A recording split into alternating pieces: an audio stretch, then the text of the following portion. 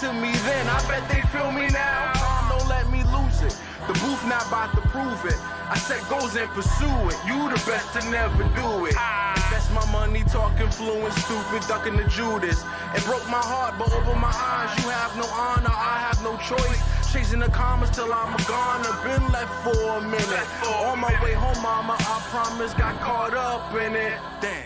Everybody eats when I'm batting at the plate. First, second, third, home, $1 million base. Didn't listen.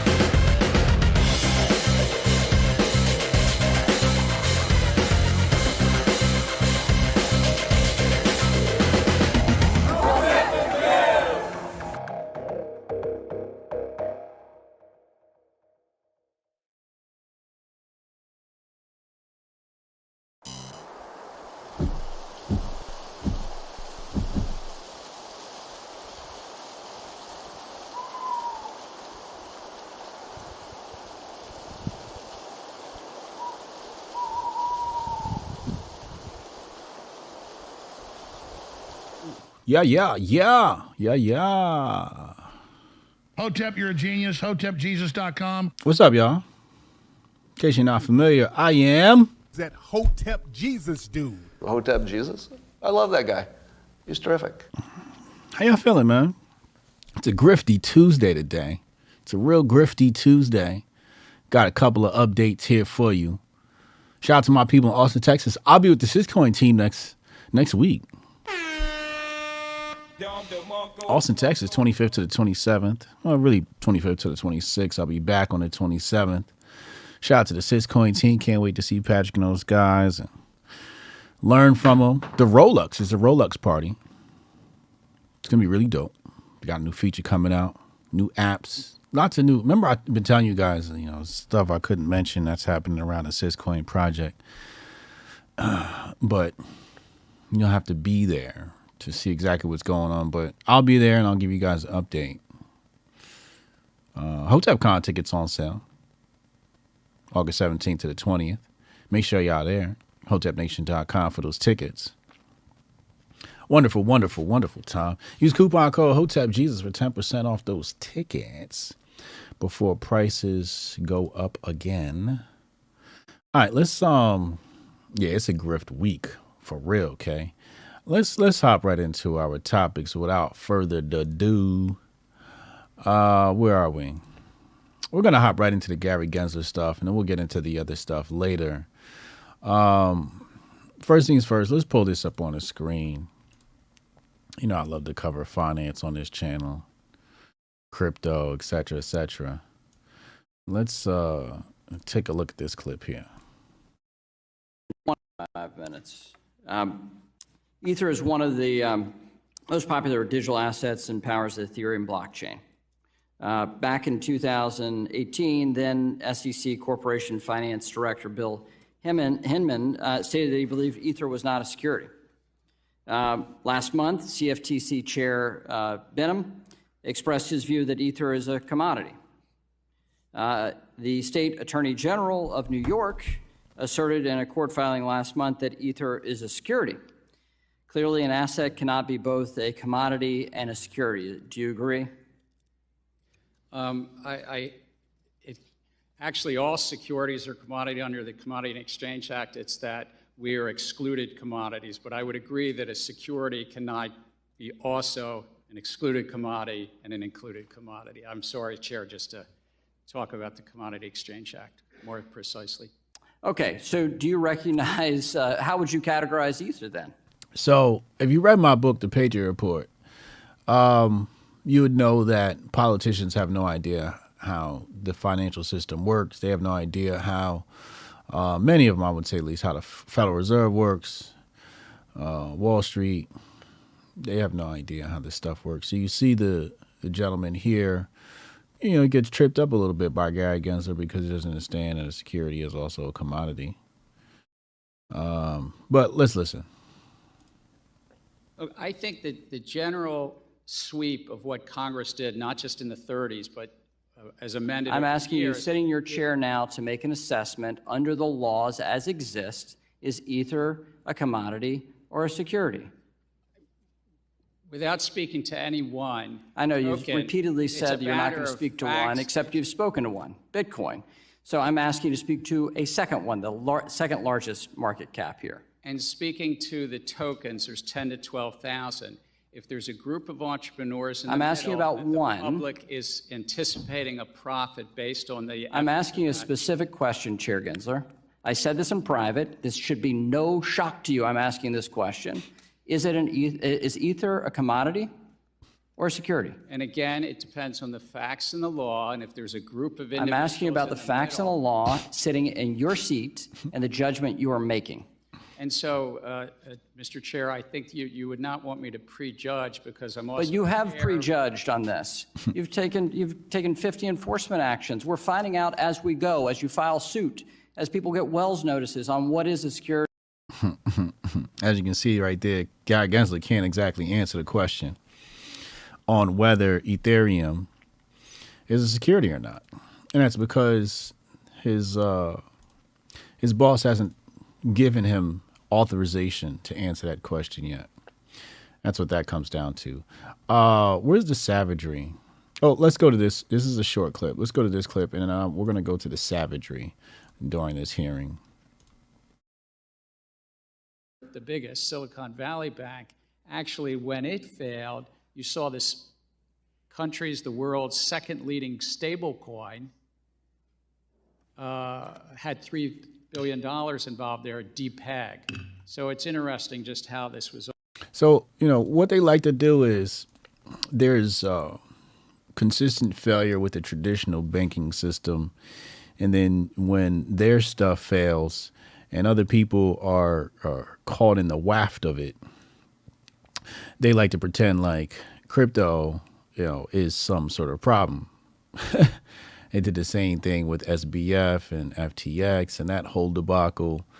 But this is a recurring theme. And that's why sometimes it's so hard to watch these hearings, because these people are great at deflecting, not answering questions. And then also the people asking the questions aren't exactly, what's the term I'm looking for? Qualified. They're not qualified to carry these conversations. You know, you really need some strong crypto experts in these hearings guiding this conversation and asking those really good, hard-nosed hitting questions. All right, let's go back. Let's go back. Let's find, is this it? Yeah, this is it right here. Let's play this. Mr. Emmer. He did a great job, I believe, this Emmer guy. Now for the digital asset.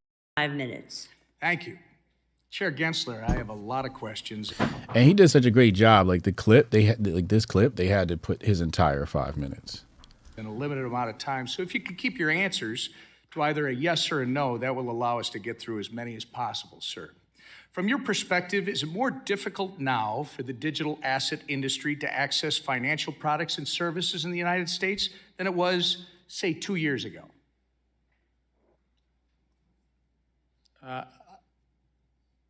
Sir, I'm not running one of those businesses. If they came into compliance, I think. Reclaiming my time. The answer, sir, is yes. Do you think you and the SEC have had a role to play in that? I think we have a role to protect the American investor and the capital markets and the. Reclaiming my time, sir. You have played an obvious role in that. During your tenure at the SEC, how many rules has the SEC finalized that actually accommodate the existing regulatory framework and are specifically to the digital asset industry so the crypto market can come into compliance? It's our rule books that are on the books for years, so we have not finalized any new rule specifically with regard to crypto. We've proposed some things in best execution. We've also... Sir, reclaiming my time, the answer is 0. And how many enforcement actions has the SEC levied against digital asset companies during your tenure, sir? I think it's probably 40 or 50. The answer, sir, is about 55. Oof. Oof. Now this is a good interrogation right here, right? So just to stop and pause right there and highlight what's happening. Basically what he's saying is on one hand, you've laid out no new existing rules that govern cryptocurrency, yet we now have 55 charges, indictments, whatever the term, what's the term he used here? It doesn't really fucking matter. You know what I mean? But yet you've tried to take action in 55 different cases. That's what's rolling about here. And he's cleverly dissecting this guy. Let's go back. My understanding is that the biggest crypto failure in history is probably FTX at $9 billion. Were you the chairman of the SEC when FTX collapsed? Uh-oh. Yes. And how many times did you meet with FTX prior to their collapse? I think my public record shows 2. So yes, he was chair, and he says he met with them twice. Met it with FTX at least twice. And arguably, the second biggest crypto failure in history was Terra Luna. Who was the chairman of the SEC when Terra Luna collapsed, sir? We had brought... You were, sir.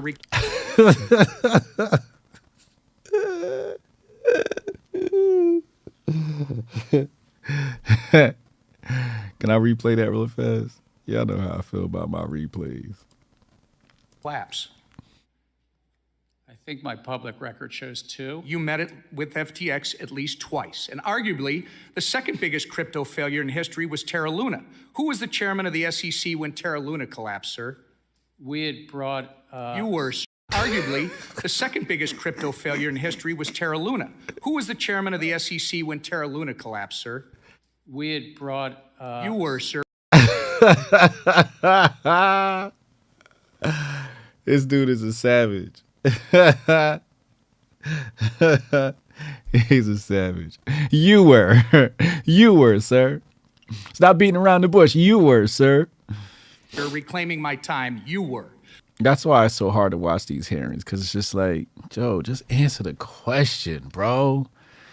You know, these political games, and people go through training on how to not answer questions. Like that's a course. That's a specific training for these people. Part of orientation when you take these jobs. Do you know how to not answer a question by answering a question? Do you know how to answer a question by not answering a question? There are 5 members on the commission. Do you believe your speeches and interviews are to serve as the official position of the SEC? I can only speak for myself when I'm speaking. Again, sir, in a statement on the Obviously, the answer has to be no. SEC website, you are quoted saying, the Kraken staking as a service enforcement action should make clear to the marketplace that staking as a service providers must register. But again, you haven't provided any rules for how that can be done. That's true. That's true. The SEC hasn't provided guidance for crypto regulation much at all. At all. It's really quite vague. Shout out to Arif Lita. I appreciate you. Thank you for the Cash App. $ Hotep Jesus on the Cash App.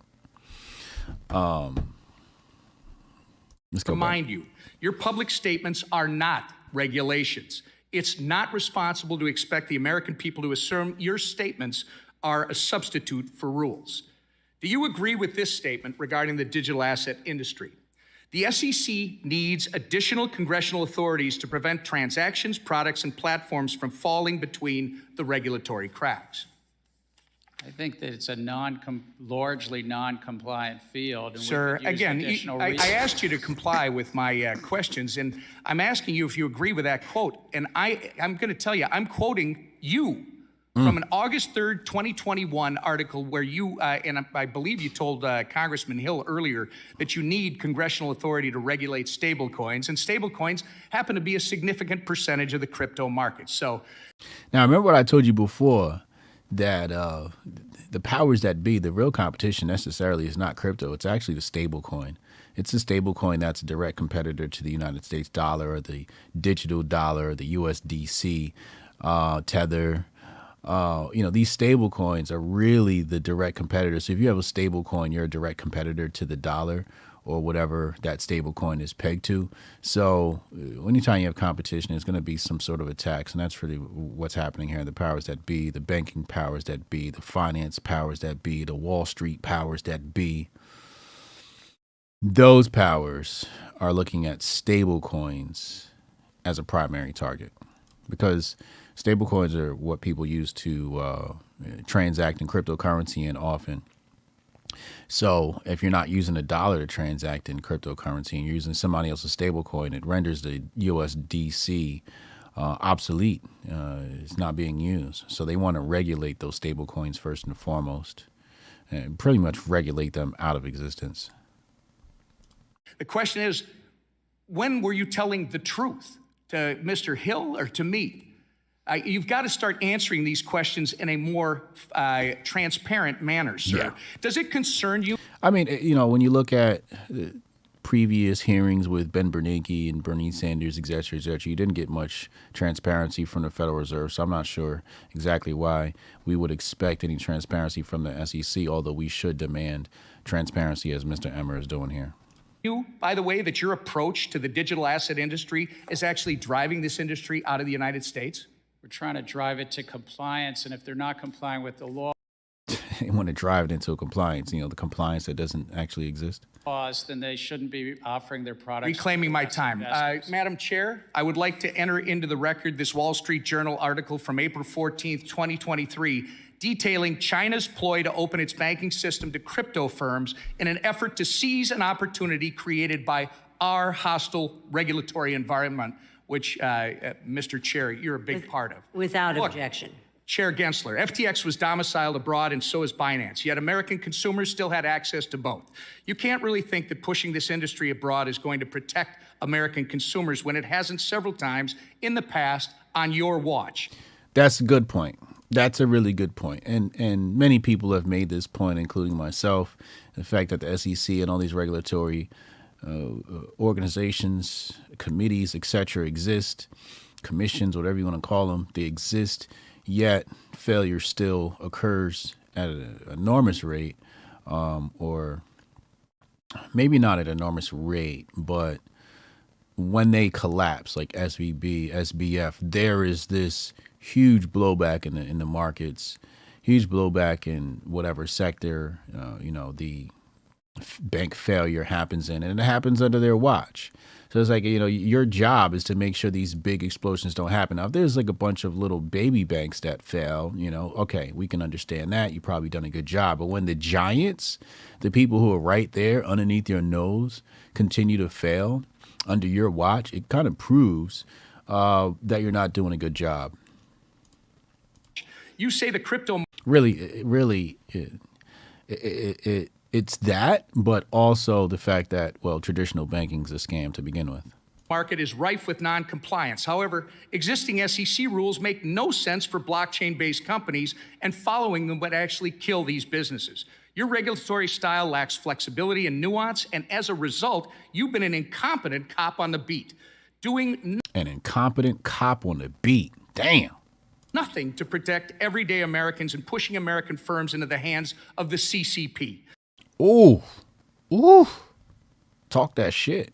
And as a result, you've been an incompetent cop on the beat, doing nothing to protect everyday Americans and pushing American firms into the hands of the CCP. Your intention to work against SEC Uh-oh. You heard what he said. Y'all heard him? China. mission and put American investors in harm's way has been made very apparent, sir. It's been a year and a half since you've appeared before this committee. You need to answer to Congress about the issues that you've had with the SEC staff union, the work environment you've cultivated at the SEC that's led to hemorrhaging of senior staff, the intellectual inconsistency of your regulatory treatment towards Bitcoin spot ETFs, and your politicization of capital formation opportunities through your treatment of certain SPACs. And that's just to name a few. 5 minutes. Again, if you read my book, The Patriot Report, available at hotepjesus.com, Amazon, you will know about these types of hearings and arguments that happen in the different courts, Congress, et cetera, between our elected representatives and the banking syndicate. So this stuff, if you've read my document, it would not be new.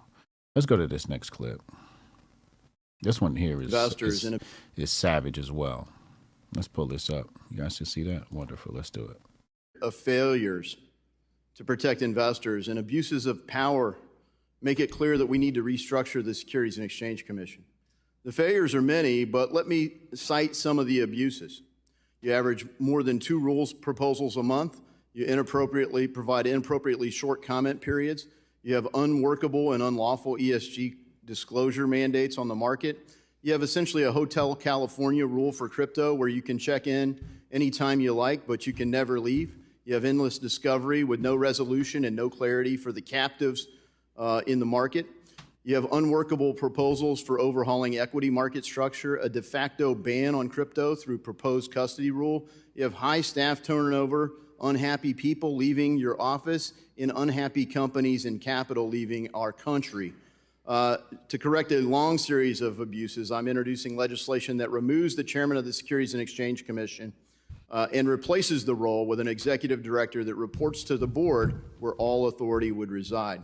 Former chairs of the SEC will be ineligible under my proposed bill. And this isn't just my take. It resonates across the political spectrum. The American people want democratic access to capital, retail investor participation. You can't just exclude retail investors from markets and claim it's for their own good. Our markets need to function and flourish, and I yield back.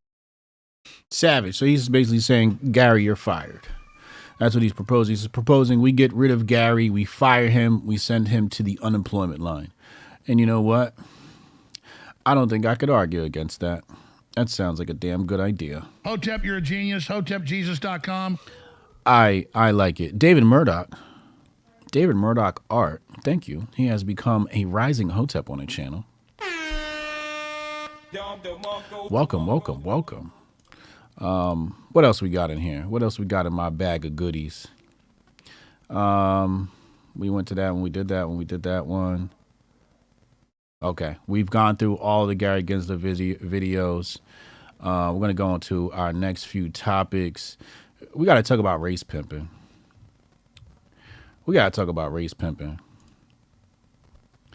First, let's start off with this video before we even get into the race pimping. So,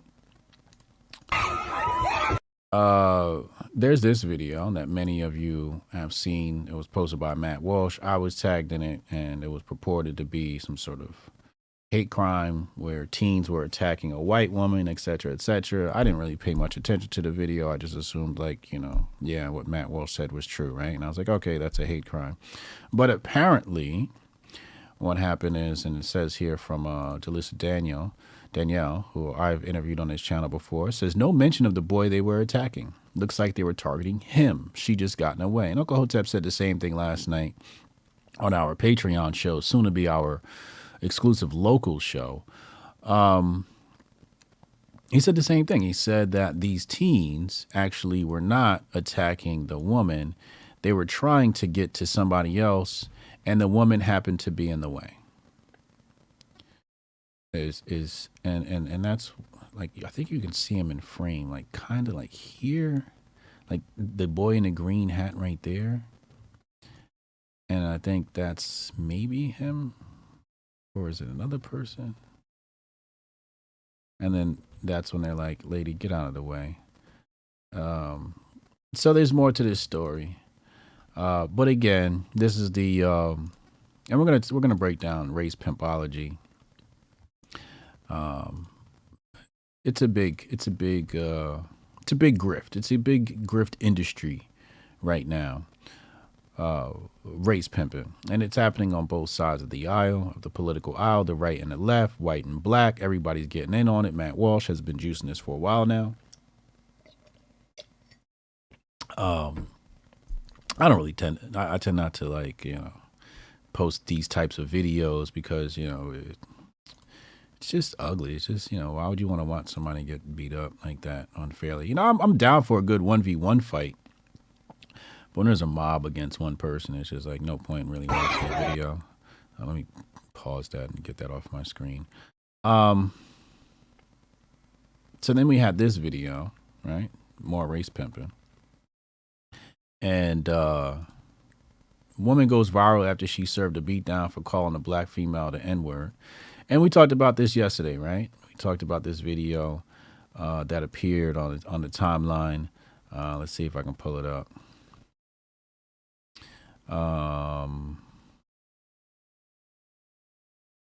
But we saw the lady getting beat up yesterday, and people said, alleged that she said the N-word.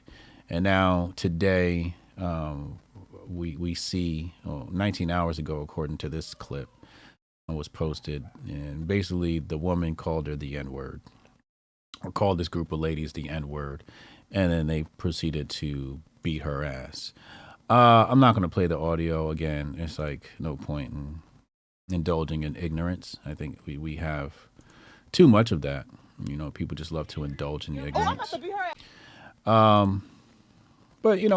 my thing is, it's really fascinating how an isolated incident between a group of citizens turns out to be everybody's problem. What was this, Walmart? Like, what low income area is this? Because this type of stuff only happens in low income areas, right? This is the poor eating the poor. And it's just like, I'm not really going to put too much stock into this because, like, if two grown women don't know how to conduct themselves in a grocery store, what are we going to do about that? It's just two people, two groups of people, because I think it's two black women in one. Some people are saying she's white. Some people are saying she's Latino. I don't know what she is. I don't really care. But this goes along with the whole race pimping thing. Okay, here's the video. Oh, God. Stop. YouTube doesn't like when you play fight videos, etc. So this is the fight video that happened yesterday. We got more race pimping. Hold on. And then I'm going to explain race pimping to you. All right, here we go. We got another video here. And this is from the Hodge twins, posted by this account called Clown World. It says, I feel so sorry for all the good people in Chicago. And I played this video this morning. And I immediately recognized this is an old video because I actually remembered watching this. I remember the audio.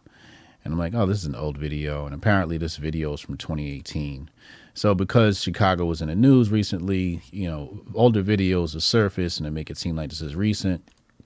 But even when you dive into the comments, I saw somebody here say, something about this Walmart or whatever is Target, whatever this store is actually up. Walmart is actually up and functioning, and it's doing quite all right. But they'll pass off these things as if they're current, and they're just not. Mostly because, well, you see the views. It gets 2.4 million views on this video here. 14,000 likes for the Hodge twins. It's great engagement equity here. 25,000 likes for this account. So there's a ton of engagement made possible. 4,000 retweets. I prefer to get my engagement from putting out some positive things in the world, et cetera, et cetera. But, not everybody lives by the same rules as I do, and that's, completely fine. So, yeah, so that's the hold on, do we have more race pimping here? I think there's another one here somewhere. Because race pimping has many different angles to it, many different shapes and sizes. But check this out. We do have another one here. Where is it? Where is it? Where is it? Right here. Okay. Let's go here. Let's go there. So there's this tweet here. It says, now this is in regards to Ralph Yarl, you know, the 16-year-old boy that was shot by Andrew Lester. And I told you, watch out for those guys who have two first names, Andrew Lester. Anyway, it says, black women, this is not our fight. He should have checked to make sure he was at the correct address. And we need to know the full story before painting him as a victim. This is the black man's fight alone, nothing to do with us. So this is they call it a divester movement, where there is a contingent of far left black women who basically are like, they're pretty much, you should probably call them, it's like horseshoe theory, where you're so far left you become right. So their rhetoric, you know, looks far right. It's far left, but it looks far right because they just think black men are the worst, et cetera, et cetera. And you can tell by her rhetoric here. The League of Felons, here's her response, because people have pounced on her following that tweet. The League of Felons, lace front warriors and linebacker built mules will drag me, but I don't care. Black men have been on TikTok threatening to erase black women, but when the system erases them, I'm supposed to jump up and fight? I don't think so. Black men erase black women? Like, it's the T people erasing y'all. Like you can you even define what a woman is anymore? Can you do that? Is that even possible? You know, before you start talking all this, black men are trying to erase you. We're not the ones trying to erase you. That's actually not the case. It's actually, you know, the white liberal is looking to erase you. And I think I saw a video. Where somebody couldn't, like recently, like this morning. Why is it not in my bookmarks? I hate when you Twitter.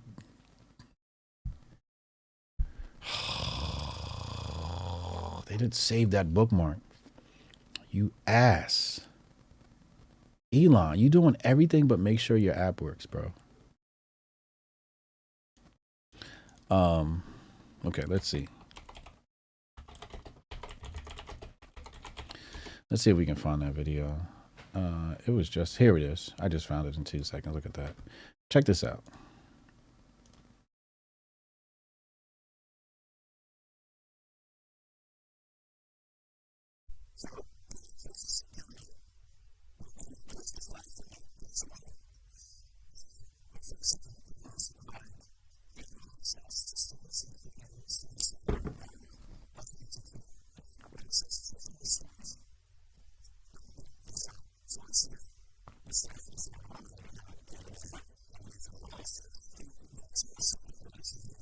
This is Biden's Education Secretary Miguel Cardona. Can't define what a woman is, says Citizen Free Press.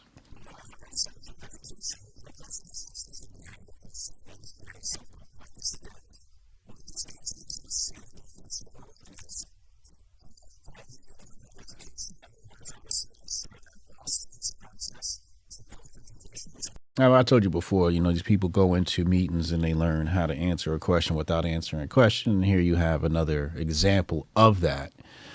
But again, you know, the thing with all these groups of people, all these different types of pimps, the race pimps, et cetera, is you don't exactly have to be based in the truth, because nobody's going to go and verify anything, or, you know, the things that they say just aren't verifiable. They're not quantifiable. And you can't analyze them qualitatively. So it's very easy to get away with.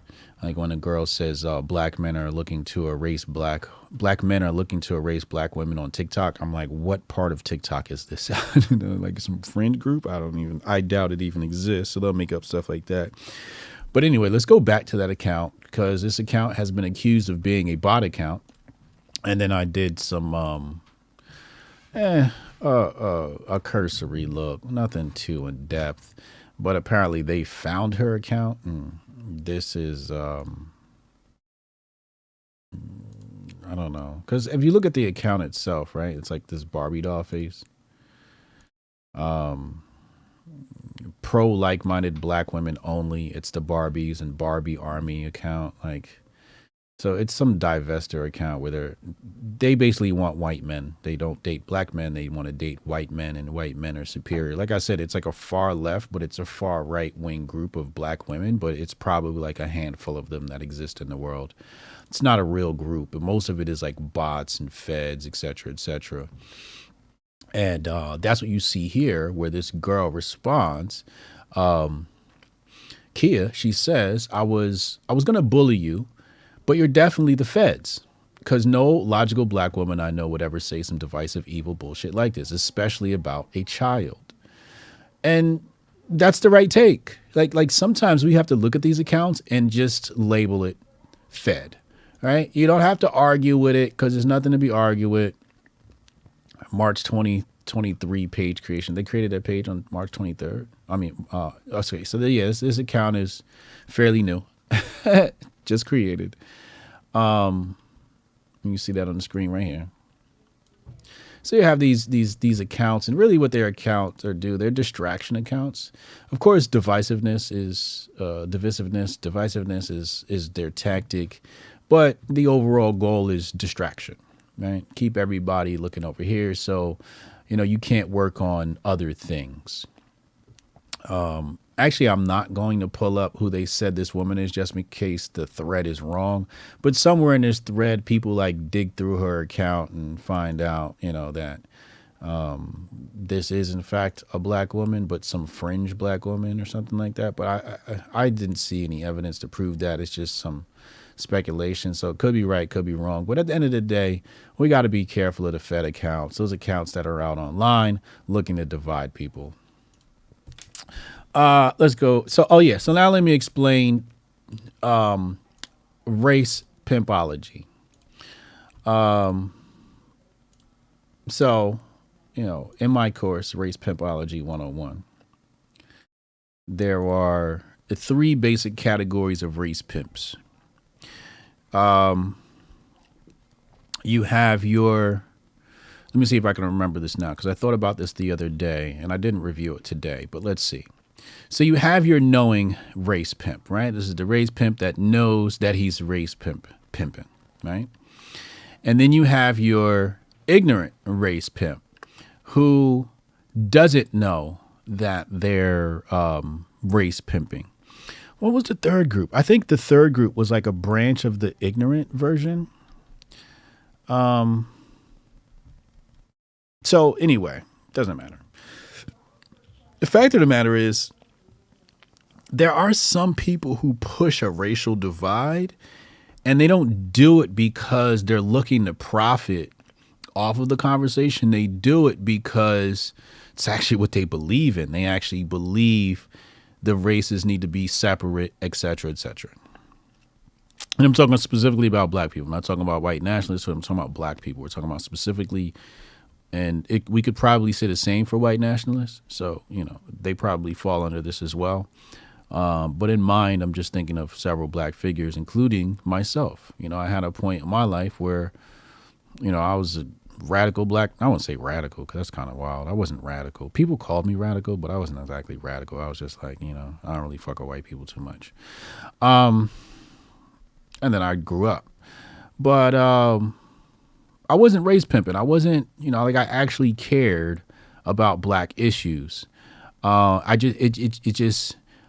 had my awakening when I went to go tackle those black issues, and I was castigated, ostracized, lambasted, attacked, labeled with pejoratives, ad hominems, et cetera, et cetera. And that's when I realized, this isn't a race thing. This is an ideology thing. If you think a certain way, then, you're an outcast. So that was my my light bulb moment. But then you'll have your race pimps who know that they're dividing and they're profiting off of it. And I think that's detestable. I don't like to see that. The truth of the matter is, I think the races can get along. I think we've seen that happen. We know about the Habsburg story and Race and Intellectuals by Thomas Sowell, the Habsburg story. And then we saw how the powers that be, top down, create a divide, et cetera, et cetera. So that's a really good story. If you guys haven't read that book, it's a really good document. We got 46 likes. Let's get those likes over 100, please.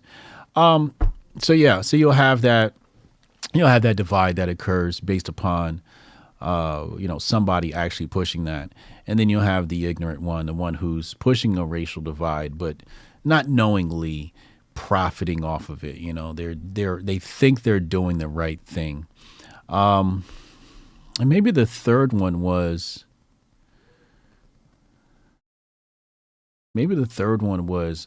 the race pimp who wants to heal. Because I guess you can be a good race pimp too. I'm sort of like a race pimp. I like talking about race. I pimp the race conversation. But, I think for me, it's not about dividing the races. I think if you were to classify me as a race pimp, I'm the race pimp that wants to bring people together. Right? So maybe that was the third one. I can't remember. This is a couple of days ago. And it was like a thought while I was driving, and it evolved into something else, whatever. But the fact of the matter is that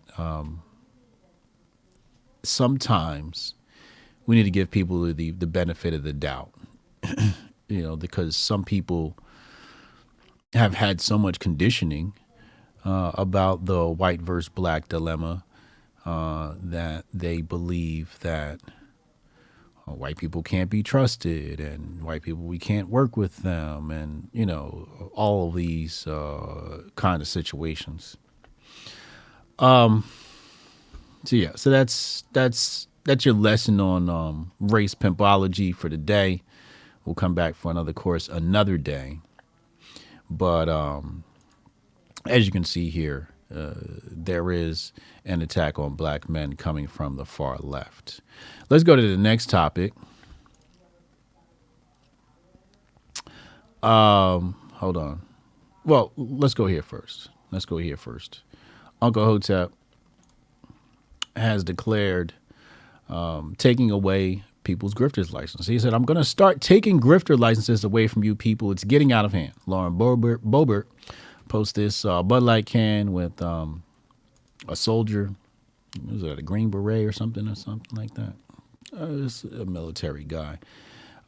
Hey, Bud Light, here's the America wanted. So everybody's on the Bud Light grift. And Sonny Johnson called in yesterday, and she spoke about this, and she said, the greatest enemy of conservatives or Republicans right now are the Bud Light people, the Bud Light dude, who they put on this can. And she's right. It's pretty embarrassing that this is what people are grifting off of. So Uncle Hotep says he's going to start taking away grifter licenses from people. He tells Lauren Boebert, stop grifting. But that is the state of right-wing affairs today. Moving right along, something weird happened over the weekend. We were in a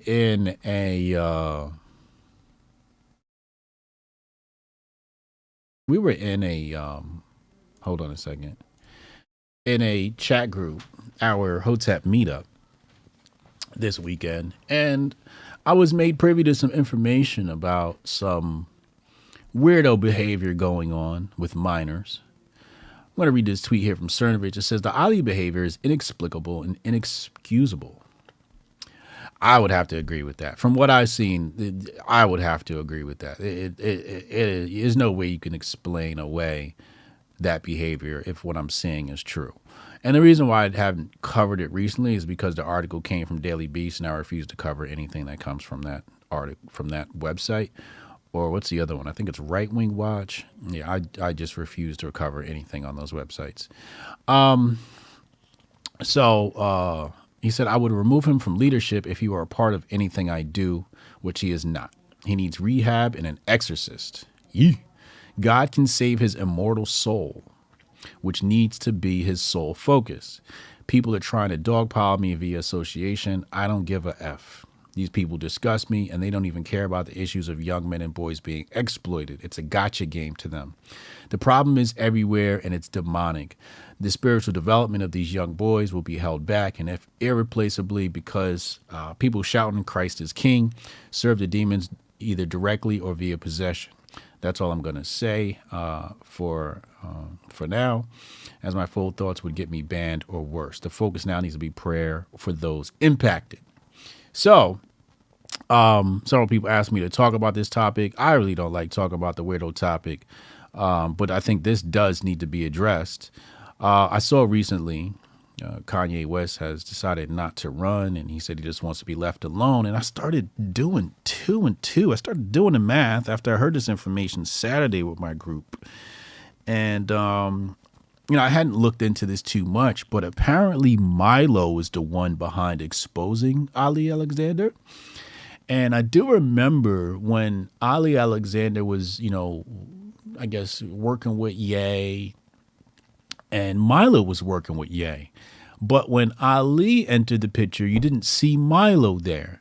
So my assumption is that Milo made Ye privy of the information he was leaking, and Ye distanced himself, which I didn't understand. Anyway, I'm not going to even go there on what Ye's decisions are, because Ye's a grown-ass man, and what do I know?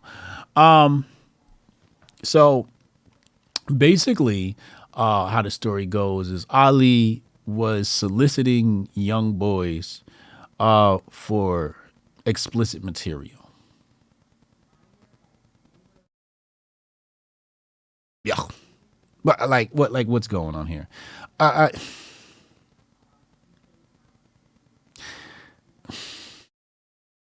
What do you... I'm speechless. I'm absolutely speechless. I'm absolutely speechless because it's just like, what? What be going on in your mind? All right, let's just call a spade a spade. They're weirdos, right? So you got weirdos running around, whatever. And the weirdos are not exclusively left. So obviously they're on the right too. And we knew that before. We knew there was going to be weirdos on the right. Anyway, so he was soliciting nudes from a young boy. So I guess Ali Alexander is homosexual. I don't know. What I do want to talk about is Nick Fuentes, though, because Nick Fuentes has some association to Ali Alexander, and people are, I guess Nick Fuentes is feeling some heat around this because of his association with Ali Alexander. What it looks like to me is, it looks like grifting season, right? Like it's election season's coming up, and the shots are fired, man. Shots are, it's just a battle of the war field, and shots are just being fired all over the place. People are getting hit with strays, et cetera, et cetera. And this is getting really wild out here. I don't know what to believe, mostly because I haven't tried to dive into the topic, because it's just going to make my stomach hurt. It's, just like looking at stuff like that. It's like, ew, like this is what y'all be doing. Like, and then y'all, it's just, I can't relate to it. I just can't relate to doing this weirdo shit. But, the fact that Nick Fuentes came into fire, and I don't know, how he came to be, or, who's behind including his name in this.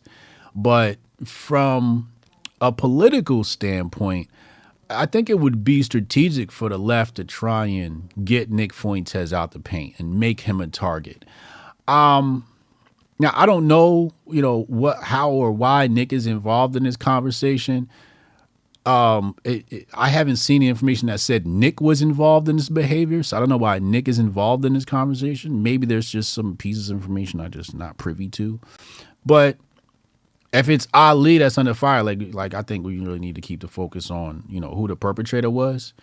And that's not to defend Nick Fuentes, because, it's just like when somebody, especially when you're dealing with like abuse and exploitation, like sometimes what happens is we get distracted, and the people hurt by this and the people who perpetrate this behavior are not focused on enough. and we get distracted by all these other things. But again, that's just me going off of the little bit of information I have, and I just don't know why Nick is involved in the conversation. Maybe you guys want to call in and help me out. We'll open up phone line, 202-596-5631, 202-596-5631. But it does look like Nick is under fire for some of this stuff. But again, like, you know me, like, I don't dive into the details of things. You know, we did a stream yesterday on some stuff, and I'm just like, yeah, I'm not really going to be looking up the details of that. It's just not a huge, it's just not worth my time to do some of that stuff. Mostly because the way I look at it, I feel like there are people that are going to spend their time doing this investigation, and then those details will surface, right? So, you know, it's like, why should I do it when somebody else is going to do it? Shout out Jimmy Das Hotep. Jimmy Das Hotep, he blessed us on the Hotep TV channel over on Rumble. We appreciate you. We'll send another to me with this stuff happening. Weirdo. Yeah, EMP 1990 over on Rumble. He said, yeah, straight up weirdo behavior. All right, let's see what we got here. Call from Uncle Hotep. Uh-oh, Uncle Hotep on the line. What up, Hello. What's up? One Hotep Jesus. This is him. How can I help you?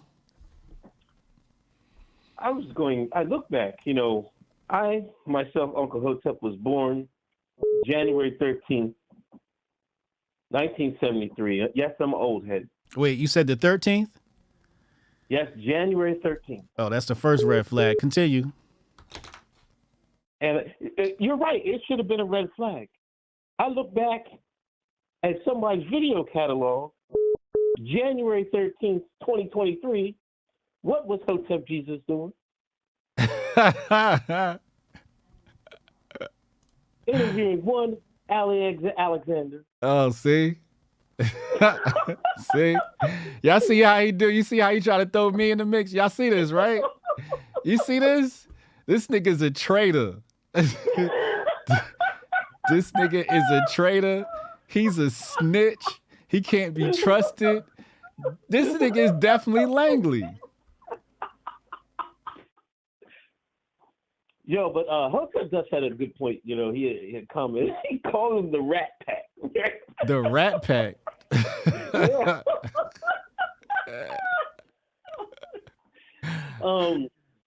They are definitely the Rat Pack, man. Who? Like Nick, Allie, Milo, the Rat Pack. That's the Rat Pack? The Rat Pack. Wait, you know that's funny because Sammy Davis Jr. was in the Rat Pack. Somebody needs to Photoshop one of them old photos of Sammy Davis Jr., the Rat Pack. Put Allie on there, put Nick on there, put Milo on there. Oh, my Lord. Let me put this on the screen. They go to Rat Pack for some of y'all that don't know.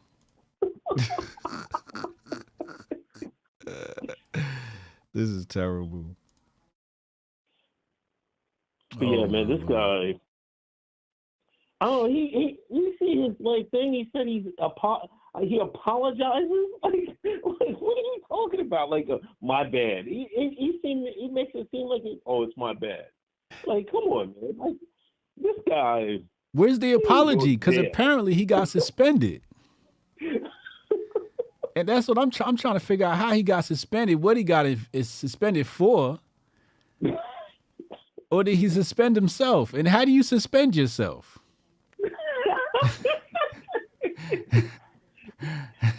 I got so many questions, and I'm just like, you know what? I ain't even gonna fuck with this. That right there. We need to fill in that. We need to fill in the rest of the people. We got 3 of them. We need 2 more of the Rat Pack. Who would be the other 2 though? So you got Milo, Nick, but Milo don't even like Ali. You still saying they in the Rat Pack? Well, I guess this Rat Pack would be like that alternative conservative group. Yeah. So Cernovich would have to be in the Rat Pack. I wanted to say him. I wanted to say Cerno. Right? And there's got to be one more. Maybe Mark Dice. Mark Dice could go in there. Yeah. He could go in there. You know, my thing was from the very beginning, I didn't understand why Ye was in there. Why Ye chose that. Ye chose to hang with the Rat Pack. And He definitely did. And I didn't want to have, you know how like you want to criticize something, but you know if you criticize it because everybody like it, you sound like a hater. Yeah. So I really didn't pass too much judgment. I did make comments, but I just didn't understand why Ye was with these dudes, man. And I've been on Milo's show. I think, you know, I have no problems with Milo. You know, he's got a questionable homosexual past and whatnot. Hey, he's reformed, man. He said he's straight now, ain't he? Yeah, that's. He's reformed. They said he went to the church and he's reformed now. Milo said he was a victim of sexual abuse, I think by a priest or something like that. But like, you know, it's like you get into politics, right? And then there's that dark room, and it's like it's got a warning sign above it. And that's like where all the demonic shit goes down, all the Epstein shit. When I saw this story, I'm like, yeah, I'm not going in this room, yo. I don't want to be. Huh? Do you think maybe Candace introduced him? Oh, Lord. Here you go trying to throw Candace's name in it. I'm just saying. They was tight for a while. You know what I mean? He put her on, and then that was his access. Oh, I like the way Candace Owens thinks. Who? Oh, Ye. Oh, Remember yeah. Okay, so you're saying that Ye was introduced to the Rat Pack via Candace. Possibly. I mean, she was the one. I know about several connections she's connected him to. You know, I won't expose what those connections are, but some of my friends have been connected to Ye because Candace connected them. So maybe that's how she got connected to he got connected to the Rat Pack. But Milo's previous work was in election stuff. Like he was running campaigns, right? And that's what really like has me making this connection between these guys is like these guys are involved in campaign stuff, right? Like Milo involved in campaign stuff, Ali involved in campaign stuff. So they come from the same cloth as far as that business is concerned. I don't know, man. This shit's just weird, bro. That must be where the money at. It's probably where the money at. That's definitely probably where the money at. Yeah, I don't know. Hey, man, a couple people said put Baked Alaska in there, man. We need the you could put Baked in there. He could be that dude right there on the right, looking like I don't even know why I'm here. Hey, man, I got to get back to it, man. Have a good show, man. All right, yo, talk to you, man. All right, peace. It's Uncle Hotep, y'all. It's, you know, it's just weird for me because it's like,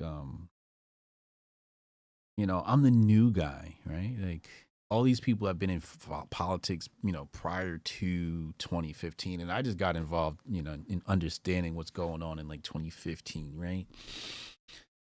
So then you start seeing like all these different connections between people, whatever. But I just don't know how you apologize, you know, for something like that. Like, and what drives you? And then, you know, how does that implicate you with the rainbow movement? Shit weird out here, yo. It's election season. Shit's getting really weird and really grifty and really dark out here. I don't want nothing to do with it. I see a bunch of angry Uncle Hotep emojis in the chat. Another caller called in. You can call back. I'll get you on the line here. Hold on a second. Okay, now I just want to make sure something was working. 202-596-5631. 202-596-5631. Did Candace, Kay says Candace. Candace, I don't know what her relationship to Ali was like, Milo or Nick. I couldn't imagine her having, but again, like, you know, you never know who's cool behind the scenes. You know, you never know who's texting who and, you know, who has mutual interests. You said that's cap. You just never know. But yeah, so that's the grift report. Call from Sorry. Tari, you on the line with Hotep? What up, man? Hey, what's up? What's good, bro?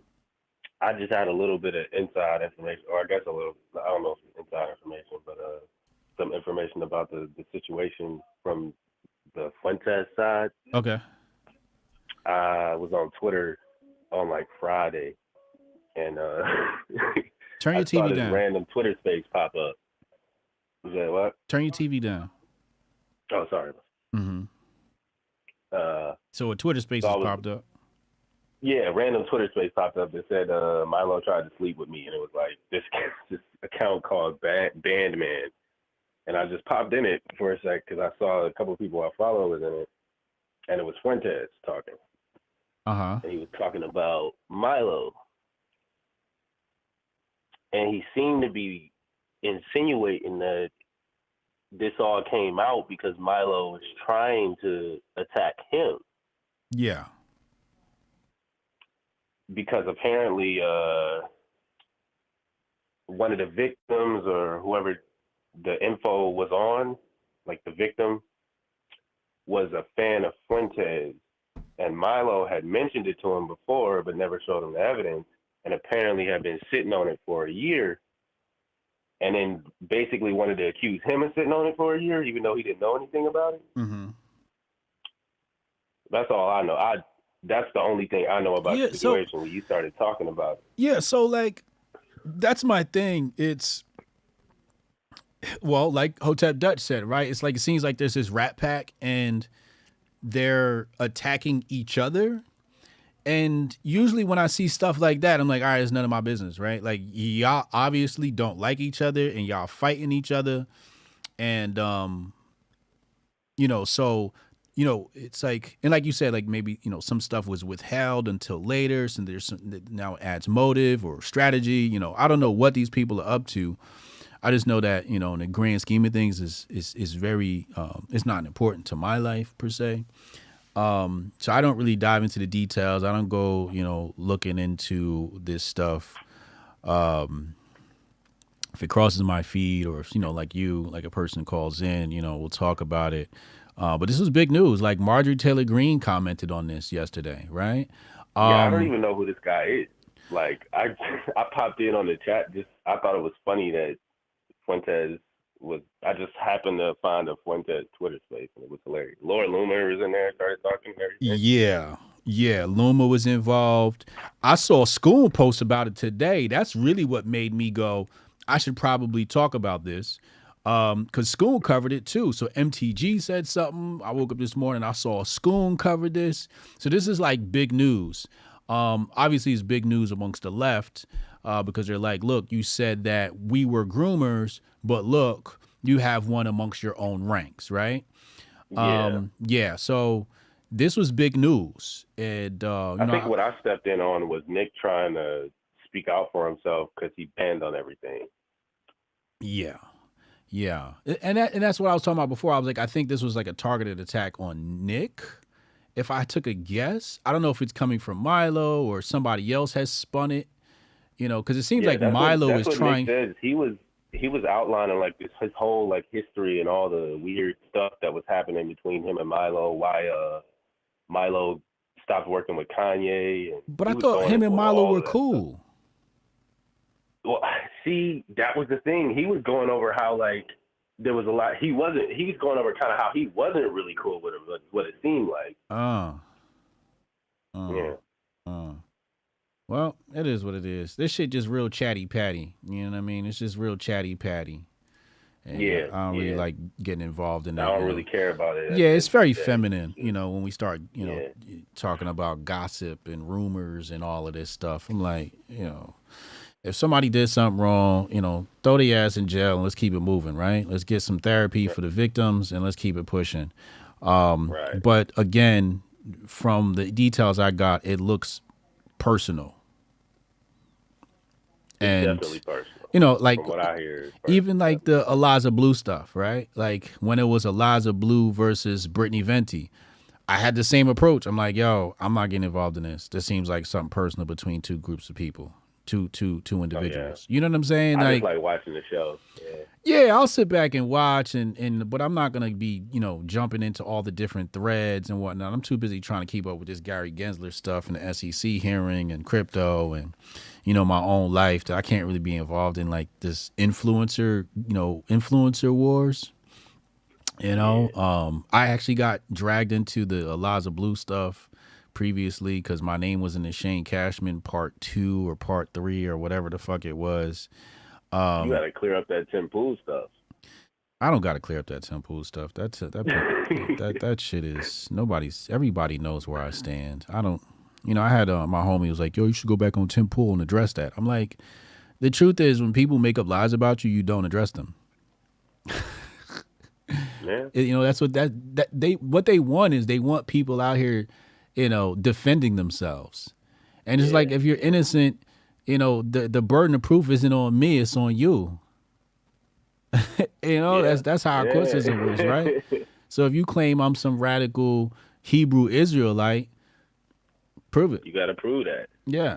Whereas I already showed on my stream that it's not true. So as long as my audience knows what's true and what's not, I can care less whatever, some random caller on Timcast thinks. You know what I'm saying? So I'm not, if I go to Timcast, we're going to talk about some real shit. We're not about to try and go clear up my name because my name's clear already. Oh, shit. Yeah. Yeah, I appreciate you calling in, man. You coming to HotepCon? If I can. Trying to get that money together. I might be going to Thailand, so I'm trying to set up some fundraising for that shit. Okay. And then we'll see what's going on after that. All right. If you decide to get a ticket, coupon code Hotep Jesus, 10% off. All right. I'm gonna grab me some Master Focus soon too. Yeah, need that. That'll help you make some more money, man. Yeah. I'll let you later, bro. Hotep and Bill. Appreciate the call from that guy. Dropping some Corey said Nick knew. Nick knew what? What did Nick know? Nick knew what? What did Nick know? Attack on Nick, Loomer, and Yang. Yeah, also true, right? Like, it could be that. That's why I said you never know how many forces are at play here. Because now it's like, do we want to keep Ye out of politics? This is the way to keep Ye out of politics. This is a way to keep Laura Loomer out of politics and Nick out of politics, because we know how disruptive these people are, right? Ye, Loomer, Nick, very disruptive tactics, which I love disruptive tactics, just to be clear. But these are disruptive types, and disruptive basically meaning going against the mainstream norm way of doing things, et cetera, et cetera. The cookie cutter BS. Really plastic-like stuff. So, is this the attack on disruptors? I don't know. But everybody's been asking me to cover the topic, so we covered that. We covered Gary Gensler. Today was a real light grifty day. It's probably gonna light up again on Thursday. A good grift seems to always come during Hotep Thursday. Or Hotep's been told you. A grift usually just pops in like right after for some reason. It's just really weird how all this stuff happens on Thursday. I think the reason why a lot of things hit the airwaves on Thursday is because the media takes off the weekend. So they want to try and coast that story through the weekend. I'm just looking at what the hell is Chris Christie saying right now? I'm just looking at the trending topics before I get out of here. Just spoken. I think Ron DeSantis is a conservative based on his actions.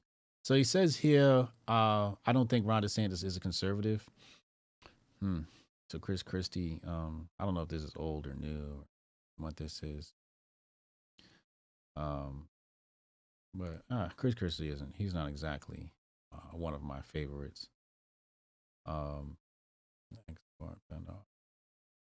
Southwest Airlines, I saw they shut down a bunch of flights.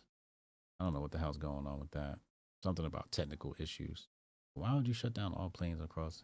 Maybe there's some communication issues they have or something like that, or I don't know. But again, I'll be back tomorrow, 2 p.m. for the Grift Report. That's what we're going to call this, the Grift Report. I'll be back tomorrow, 2 p.m. again for the Grift Report. Make sure y'all tune in. Subscribe, hit the like button, and share. And make sure you take your massive focus. I'll see you soon. Didn't listen to me then, I bet they feel me now. Time don't let me lose it. The booth not about to prove it. I set goals and pursue it. You the best to never do it. Invest my money, talking fluent, stupid, ducking the Judas. It broke my heart, but over my eyes, you have no honor, I have no choice. Chasing the commas till I'm a goner. Been left for a minute. On my way home, mama, I promise, got caught up in it. Damn. Everybody eats when I'm batting at the plate. First, second, third, home, $1 million base.